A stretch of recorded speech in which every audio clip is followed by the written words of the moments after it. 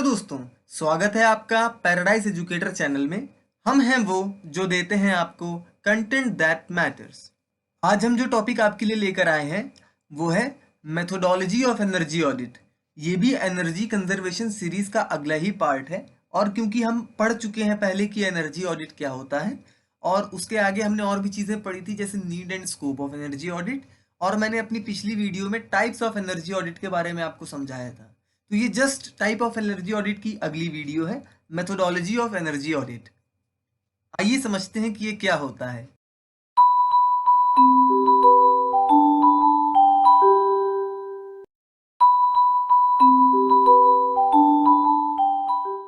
Hello दोस्तों, स्वागत है आपका पैराडाइज एजुकेटर चैनल में। हम हैं वो जो देते हैं आपको कंटेंट दैट मैटर्स। आज हम जो टॉपिक आपके लिए लेकर आए हैं वो है मेथोडोलॉजी ऑफ एनर्जी ऑडिट।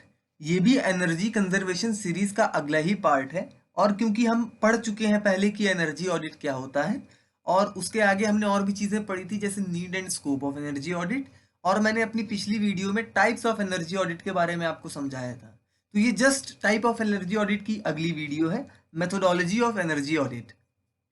आइए समझते हैं कि ये क्या होता है। मेथोडोलॉजी ऑफ एनर्जी ऑडिट पर तो बाद में चलेंगे, उससे पहले मेथोडोलॉजी वर्ड का मतलब समझिए। Methodology means way of achieving और डूइंग समथिंग। तो कुछ समझ आया आपको? मेथोडोलॉजी का मतलब है किसी कार्य को करने का तरीका। अब तरीका कैसा भी हो सकता है, सरल या कठिन, हमें उससे मतलब नहीं है। हमारा काम पूरा होना चाहिए बस।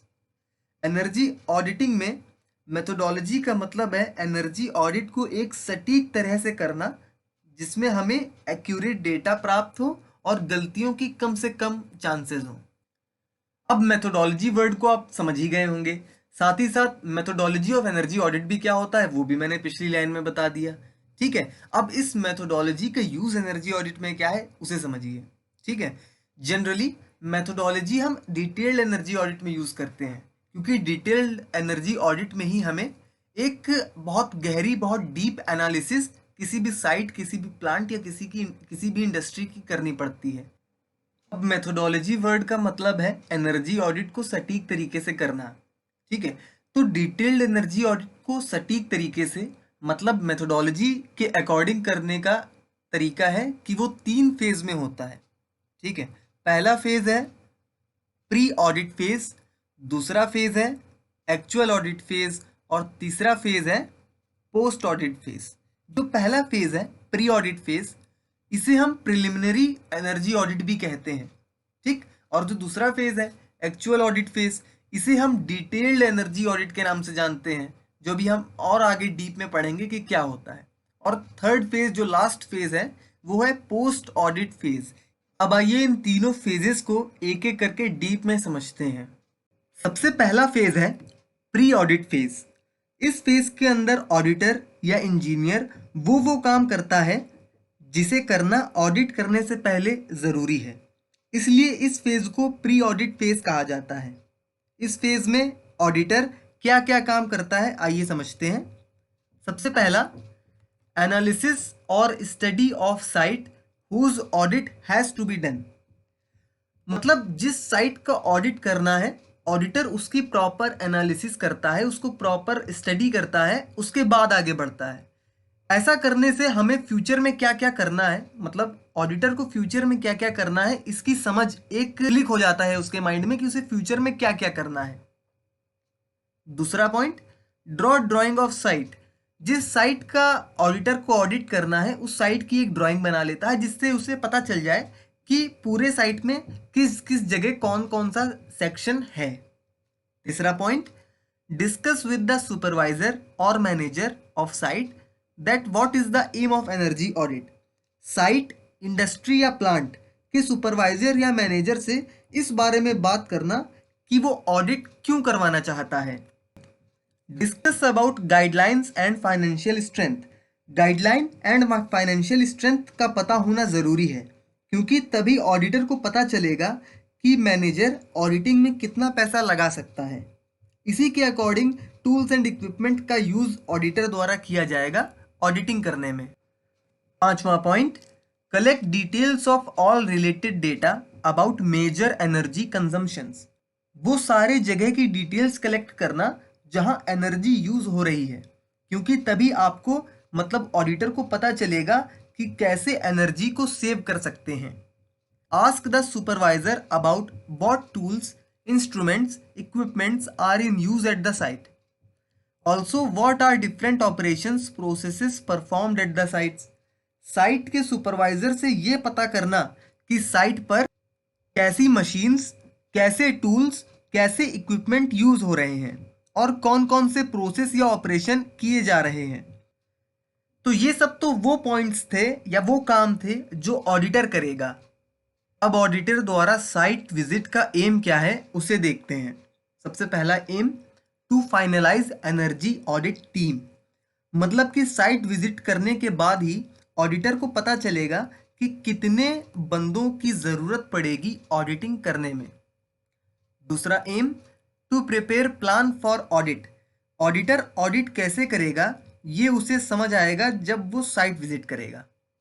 तीसरा aim, to identify main focusing areas where there is need of detailed energy audit, उन सब फील्ड का ऑडिटर को पता चलेगा जहां डिटेल्ड एनर्जी ऑडिट करने की ज़रूरत है और कहां प्रिलिमिनरी एनर्जी ऑडिट करने की ज़रूरत है।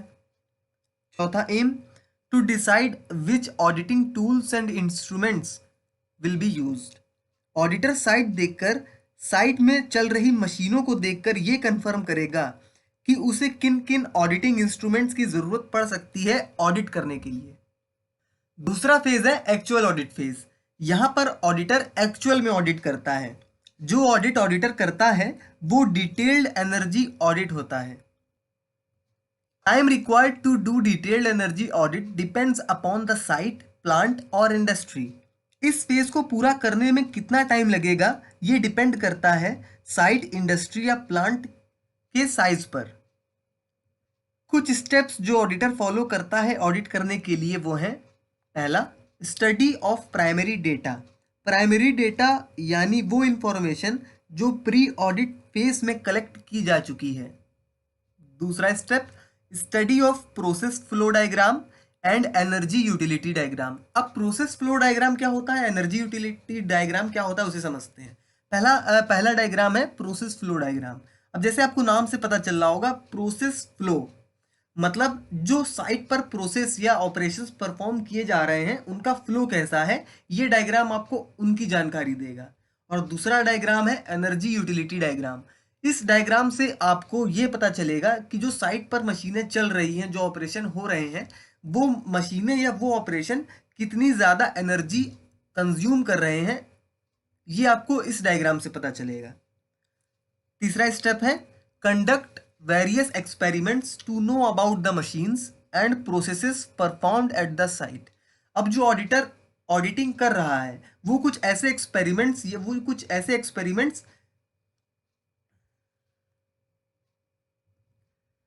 तीसरा स्टेप है conduct various experiments to know about the machines processes performed at the site. अब जो ऑडिटर ऑडिट कर रहा है वो कुछ ऐसे एक्सपेरिमेंट्स परफॉर्म करेगा, कुछ ऐसे स्टेप्स उठाएगा जिससे उसे ये पता चले कि कौन कौन सी मशीनें साइट पर लगी हुई हैं और वो मशीनें कैसे काम कर रही हैं। साथ ही साथ जो प्रोसेस या ऑपरेशन साइट पर परफॉर्म हो रहे हैं वो प्रोसेस क्या क्या है और उन प्रोसेस में कैसी कैसी एनर्जी यूज होती है। चौथा step, collect information about energy production, energy usage and energy waste.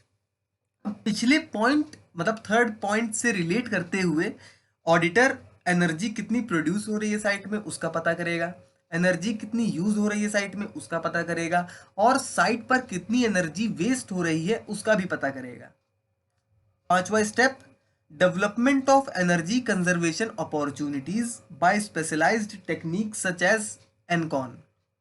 अब क्योंकि एनर्जी वेस्ट भी होगी साइट पर या प्लांट पर, तो auditor energy conservation opportunities develop करेगा साइट में ही, जिससे एनर्जी का वेस्टेज कम हो और एनर्जी ज़्यादा से ज़्यादा बच सके।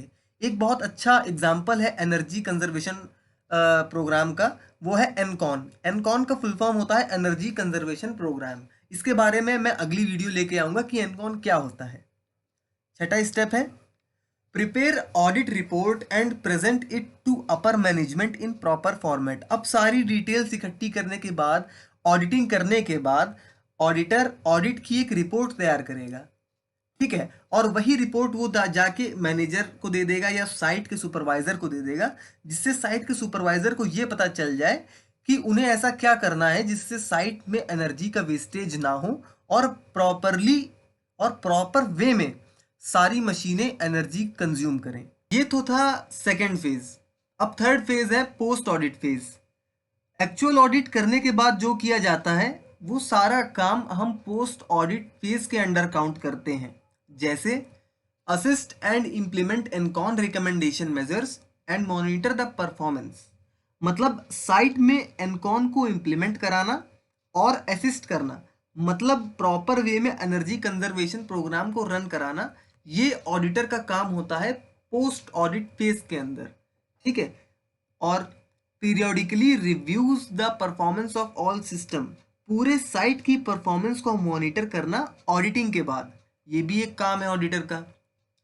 तीसरा, manage to control the efficiency if performance tends to reduce. अगर साइट की परफॉर्मेंस घटती चली जा रही है ऑडिटिंग करने के बाद भी, तो वो क्यों घट रही है इसका पता करना, साथ ही साथ इस चीज को रोकना कि वो ना घटे बल्कि बढ़े। ये तो था post audit phase. I hope कि आपको ये वीडियो समझ में आ गई होगी। अगर ये वीडियो आपको अच्छी लगे तो लाइक करिएगा, शेयर करिएगा, और अगर आप चैनल पर नए हैं तो चैनल को सब्सक्राइब जरूर कर दीजिएगा ऐसी नॉलेजेबल वीडियोस को देखते रहने के लिए। Thank you. जय हिंद, जय भारत।